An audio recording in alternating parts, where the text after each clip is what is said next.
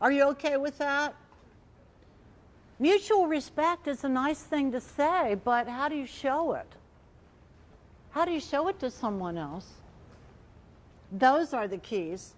That you expect them to have integrity, not to lie, not to cheat, not to be mean, and not to gossip, but to be kind to each other. You expect students, as a host family and as students yourself, to be willing to learn and to be willing to share. I guarantee you that in your lives right now, there are so many ways that you can share that you might have missed out. Diane Joy has the greatest bunch of ideas. You must talk to her and the counselors about how you can share things with each other. I mean the nuts and bolts. And believe me, if I had 4 hours, I'd be giving you every one of them too. And they know that it's an opportunity. She told me about the picnic that she has on the floor with the DVD. And then how we have a discussion. Get Walter Mitty, get the Mitty DVD and start with that one. For many of us in America, the whole symbol of the United States is the Statue of Liberty. And tonight, I am not going to tell you exactly what the words are on the Statue of Liberty. But I'm going to ask you that if you have not read them and you have not seen them, that you Google them and that you make sure that that's what you really want as an American and as someone who is here visiting America, because that's what America is supposed to be about. And those words do communicate to us, so that's the message. Don't worry about the Statue of Liberty. She's not going to start talking to you or anything like that, so there's not going to be a listener and a receiver and all that business. But there's definitely going to be words. And those are the words, but the question is, how do you do it? I want to go back to that first question that we talked about. How do you show someone you're grateful? Think back if 2 days, no more than 2, because you know what? We need to be grateful every day, right? So think back no more than 2 days. Someone did something nice for you. Can you remember what it was? How did you respond? And is saying thank you in whatever language you choose to say that, is that enough? Maybe it is. And maybe it's not. Because it's through gratitude that we have for each other that we honestly begin to communicate with each other. I'm grateful for how you think. I'm grateful that you came from a different country and you want to be with me. I'm grateful that you opened your home to me and you want me in your home. And I'm willing to share all of that as often as I possibly can. Sometimes I worry that we don't take teaching opportunities serious enough with each other. It used to amaze me when I was teaching at the college, I would say to the students, I'm not going to talk today, you're going to talk. You're going to teach him something, go for it. And you're going to teach her something. And you know what's sad? The students did not respect that. They did not think they were getting their money's worth when I would pull that stunt with them. I don't want him telling him what's a teacher? She's getting paid for that. Make her tell us. And yet the ideas that I heard were unbelievably wonderful. Student to student.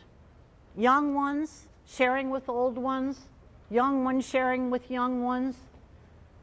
They shared the most amazing things, and I learned so much. One thing good about being a speech teacher, which I did for years, is that, boy, am I a wealth of trivia, because you know what? I heard every kind of speech that you can imagine, about every kind of topic that you can imagine, and I was amazed almost every time.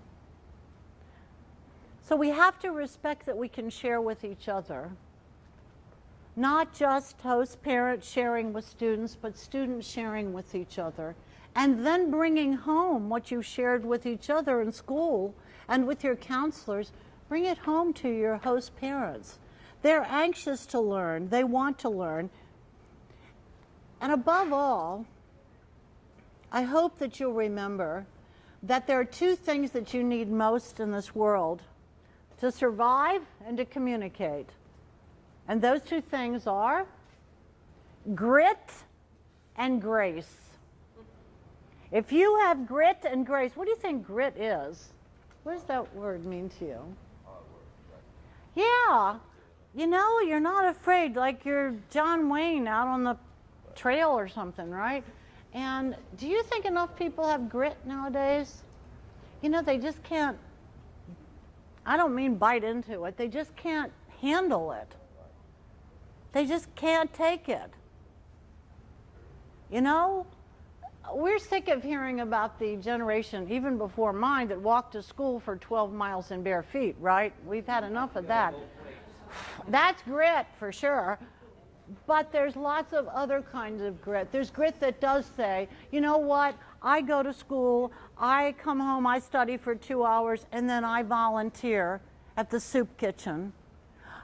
Or I do all that, and then I don't go and play with my technical things. I actually go and try to help the little boy that lives in the house with his homework. That's having grit. And I do it with grace, because one of my favorite all-time people, who was a very tough lady who was only this big, and she was really much tougher than most people think, was Mother Teresa. And she said, if you can't do it with a smile, don't do it at all. You know, don't take that somber face and do stuff for people. You share with people and you show them, and you do it with grace. You stay up an extra hour to help somebody do the laundry, but you smile with it. Hey, it's not easy. But you know what? It starts getting really easy, and if you walk around saying Thursday all day long, it really works. So those are the kinds of things that I hope that you'll also be very cognizant of. Something else that concerns me, and that is that it was touched on just a little bit today by Dr. Robinson, and I wanted to mention it to you, and that is that bullying is a big problem. And in our society, I don't know why we've decided that we should bully each other. I don't know what that cruelty is all about. But I want to say this loud and clearly to you, and I promised Diane Joy I would, that if you ever feel bullied in the slightest bit, please notify your counselors immediately and your host parents. Go to someone, whoever you trust. Go to someone, because that is unacceptable and inexcusable. And you know something? Sometimes adults get bullied too, and sometimes they get bullied by teenagers. Yeah, you think I don't see that? Oh yeah, she probably had 4 pizzas for dinner. Oh yeah, it happens. Bullying is cruel and mean, and we don't want to do it to each other as adults or as teenagers. So I ask you to be sure that you always do that you always make sure that that doesn't happen. Now I want to ask you about some of the questions that we had too. I want you to give me some of your answers. Okay. What is your greatest expectation about your homestay experience? Now you've had time to think about this, and you've listened to me for a while too.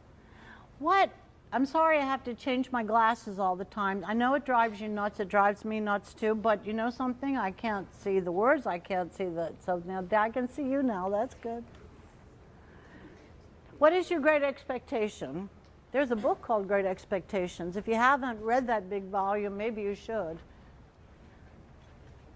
Somebody tell me an expectation. Just one. Anybody? Pardon me? He raised his hand. Oh. That's not fair. You spoke up very nicely one time, and now they're like oh, you're the spokesperson. Now you have to like say everything and know everything. Yeah, that's not fair. Well, I don't know. Actually, you could be president of the student council very quickly if that gets around. So maybe you should keep that image. Think so? Yes. I just think one of the greatest things is to learn from someone as well as teach them. To learn as much as you expect to teach them. I'm always learning from these young people, and that is such a blessing. Exactly. She was just saying that she's always learning from the young people. She knows she's supposed to teach the young people things, but the most important thing too for her is to learn from the young people that she hosts and all young people. And I agree 100%. And that's why you would have done great in my class, because you wouldn't think it was weird that I said you teach each other. I'll just stand over here, right? And they'll pay me. No, yes? Great relationships. Oh, yes. Oh, yes. Yes. Absolutely. To be grateful for the relationships.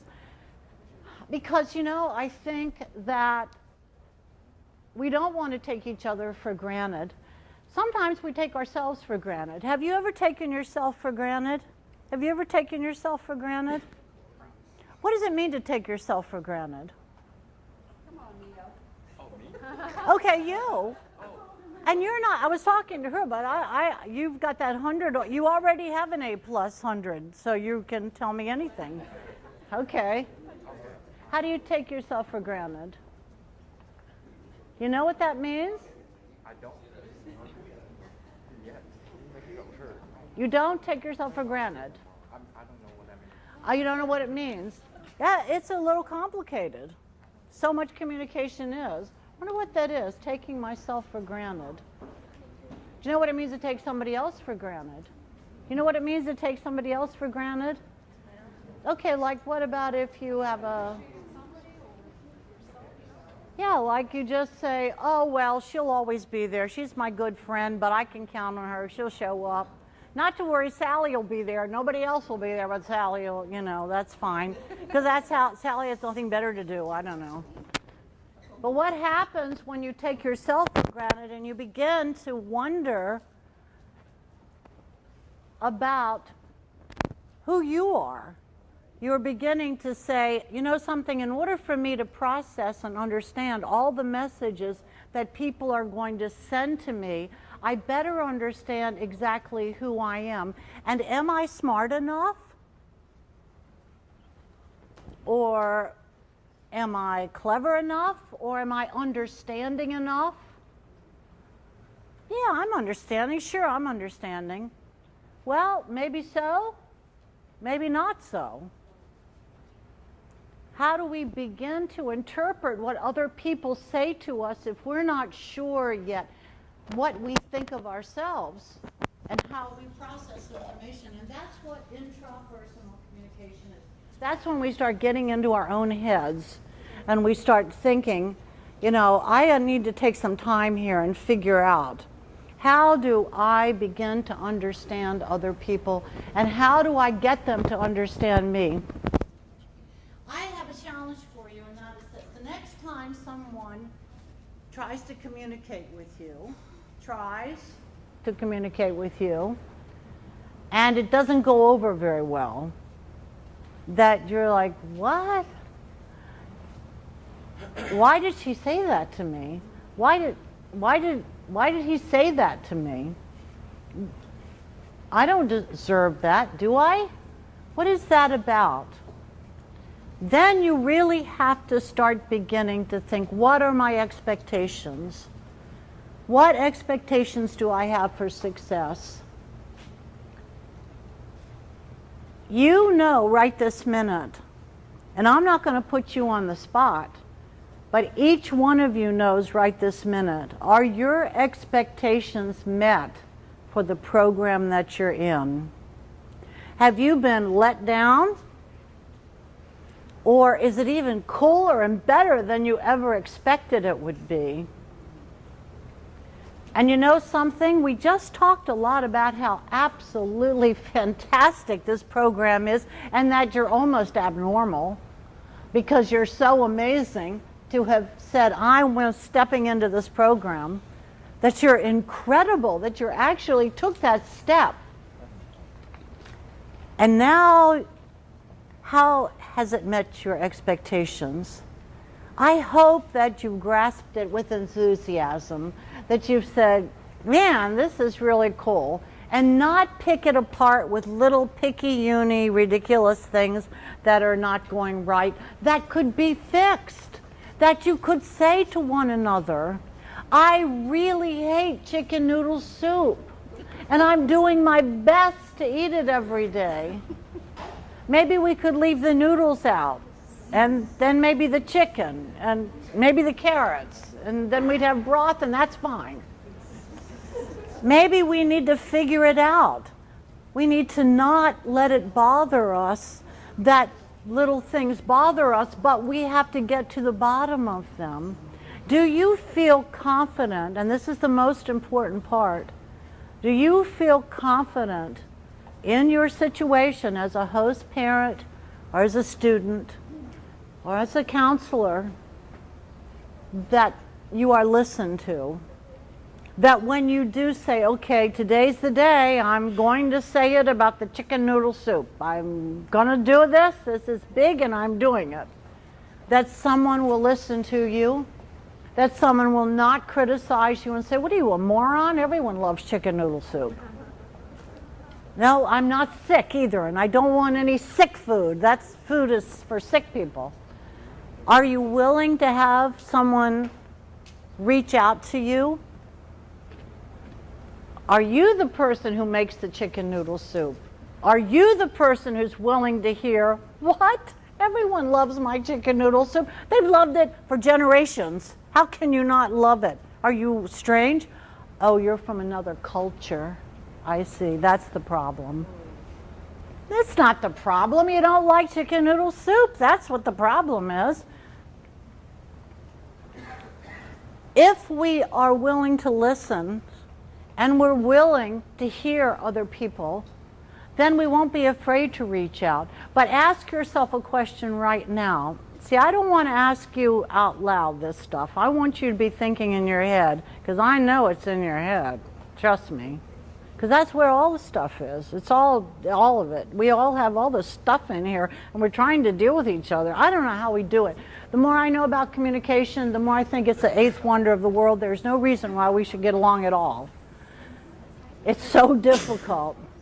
So right now, I want you to think to yourself, is there something I really want to say to my host parent, or I really want to say to my student? And I've been thinking about it for a few weeks. And I don't know how to start. And I don't know how to move forward.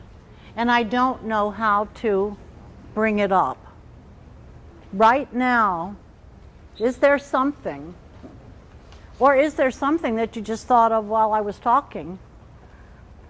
Yeah, you know what? It's that chicken noodle soup. She's right. That's been the problem all along. No, is it something else? How can you do it? And how can you step forward? The very first thing you have to have in the whole world is the big T. What do you think it stands for? Trust.